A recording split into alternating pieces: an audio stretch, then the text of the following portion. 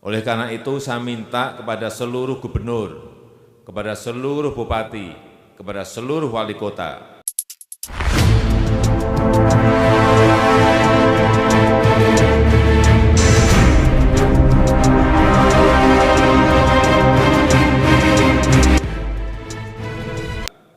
untuk terus memonitor kondisi daerah dan terus berkonsultasi dengan pakar medis dalam menelaah setiap situasi yang ada.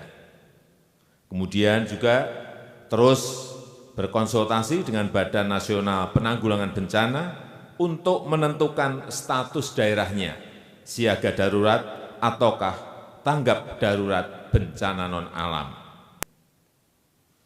Membuat kebijakan tentang proses belajar dari rumah bagi pelajar dan mahasiswa. Membuat kebijakan tentang sebagian ASN bisa bekerja di rumah dengan menggunakan interaksi online, dengan tetap mengutamakan pelayanan yang prima kepada masyarakat. Kemudian menunda kegiatan-kegiatan yang melibatkan peserta yang banyak orangnya, dan meningkatkan pelayanan pengetesan infeksi COVID-19 dan pengobatan secara maksimal dengan memanfaatkan kemampuan rumah sakit daerah dan bekerja sama dengan rumah sakit swasta serta lembaga riset dan pendidikan tinggi yang direkomendasikan oleh Kementerian Kesehatan.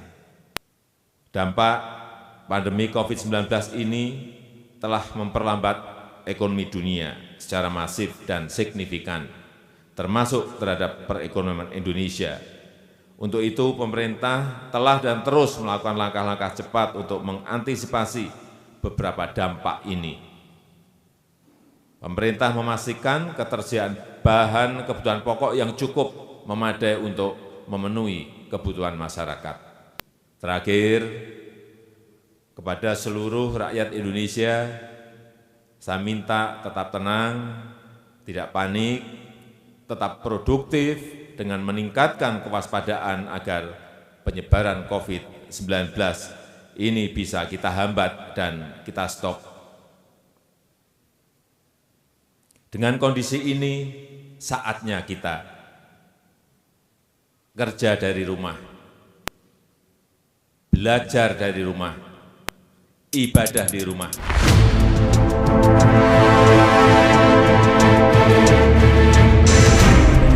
Assalamualaikum warahmatullahi wabarakatuh. Hahaha.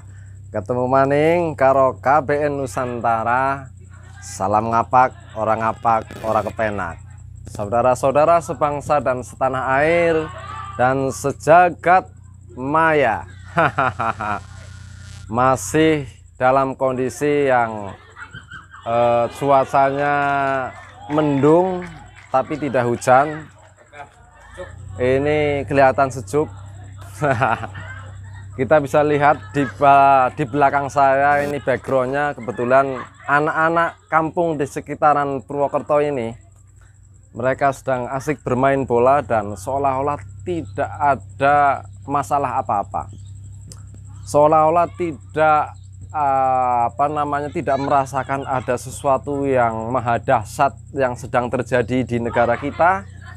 Seolah-olah memang apa yang diresahkan tentang wabah, suatu wabah yang kita sebut dengan virus corona, bagi mereka kayaknya nggak ada tuh virus corona. Kita main bola aja karena mungkin dengan berolahraga, dengan kita keluar keringat, semuanya akan menjadi sehat, karena itu juga salah satu bentuk ikhtiar usaha untuk kita hidup sehat, hidup cerdas, dan hidup berkarya, berkreativitas.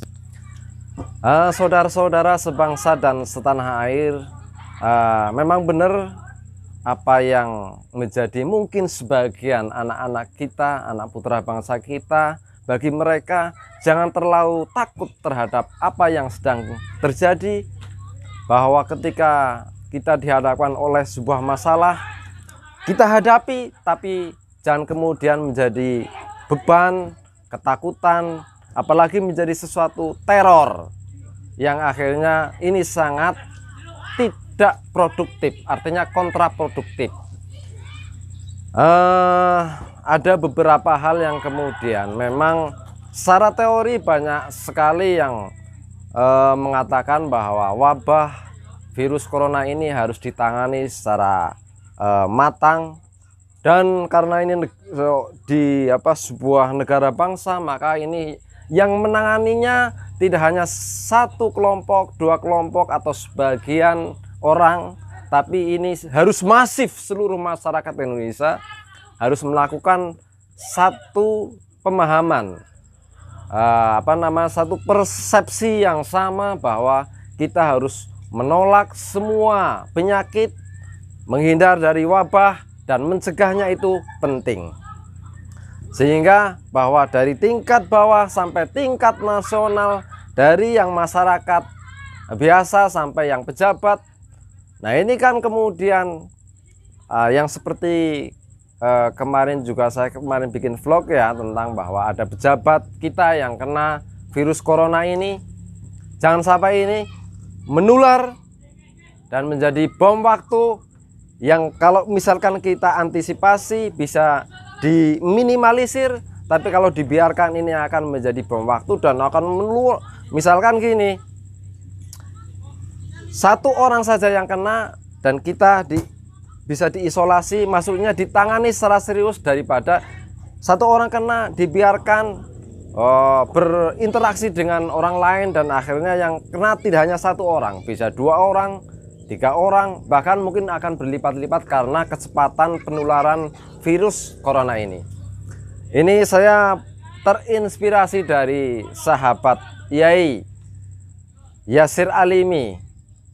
Ini kayaknya beliau salah satu penggerak tentang kemasyarakatan, kepedulian beliau terhadap masyarakat, termasuk ketika ada wabah corona ini, beliau sangat getol untuk menyuarakan. Ini beliau ada sedikit oret-oretan khususnya ditujukan kepada para kiai atau ormas, khususnya ini PBNU ya, agar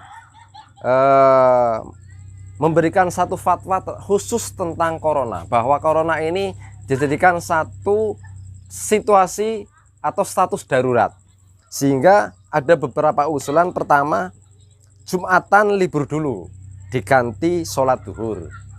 Ini masalahnya apa? Karena Jumatan adalah kerumunan massa, yang sehingga ketika ada satu orang yang terpapar positif corona, ini bisa sangat memungkinkan untuk menyebar ke beberapa orang di dalam masjid.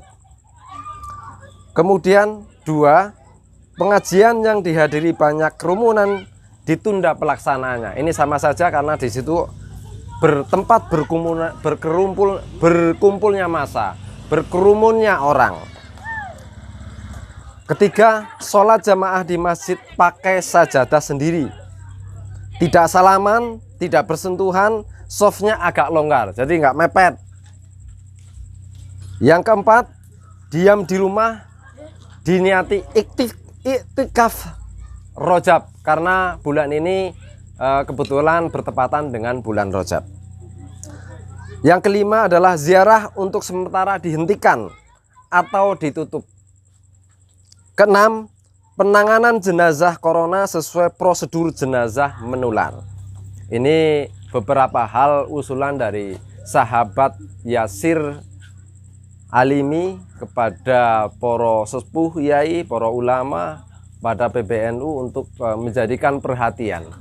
Ini bukan apa-apa, karena secara teori banyak kita lihat di WA, di YouTube, di grup-grup medsos yang lain. Sebuah teori misalkan adalah grafik ya. Ketika grafik itu dibiarkan memuncak, tingkat penyebarannya sangat luar biasa. Tapi kalau grafik itu ditekan, maka tingkat penyebarannya bisa diminimalisir dan bisa dikontrol. Nah, upaya-upaya ini bukan berarti kita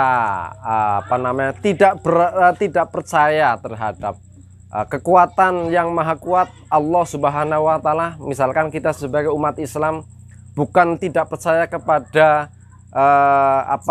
bukan tidak beriman kepada Allah, karena justru karena semuanya dari Allah maka harus dikembalikan kepada Allah, tapi dengan sebuah ikhtiar dan usaha-usaha zahir. Nah, disinilah relevansi dan urgensi penegakan syariat.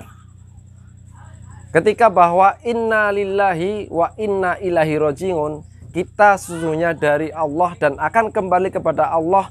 Disinilah bahwa ada usaha-usaha konkret secara zahir untuk kita kembali kepada Allah. Sebagaimana yang sudah bahkan Allah sendiri itu tidak segan-segan, tidak malu-malu untuk menciptakan makhluk seperti nyamuk, bahkan mungkin yang lebih rendah daripada nyamuk. Itu artinya apa? Untuk bagi orang-orang yang beriman itu, untuk di situ jadikan hikmah pelajaran. Di situ akan muncul nanti bagaimana mengatasi penyakit DBD, penyakit malaria, muncul kemudian obat nyamuk dan lain-lain. Innallaha la yastahi ayyadriba mathalam ma ba'udatan fama fawqaha fa ammal ladzina amanu faya'lamuna annahul haqqu mir rabbihim wa ammal ladzina kafaru fayaquluna madza aradallahu bihadza mathala. Artinya bahwa kita jangan sampai seperti orang-orang yang kafir, pesimis. Buat apa sih Allah Subhanahu wa Ta'ala menciptakan corona untuk kita? Buat apa sih? Kan nggak ada guna-gunanya, sangat membahayakan bagi manusia. Tapi bagi orang yang beriman, kenapa Allah menciptakan corona ini adalah sebagai hikmah, sebagai pelajaran bagi kita, supaya kita tetap waspada, bahkan mungkin menjadi berkah bagi orang-orang untuk mengadakan penelitian, untuk membuat obat. Nah, ternyata ketika ada penyakit pasti ada obatnya, likulli da'in dawaun. Mungkin sekian dulu dari kami KBN Nusantara. Semoga saudara semua baik-baik saja. Allahul muwaffiq ila aqwamit thoriq. Wassalamualaikum warahmatullahi wabarakatuh.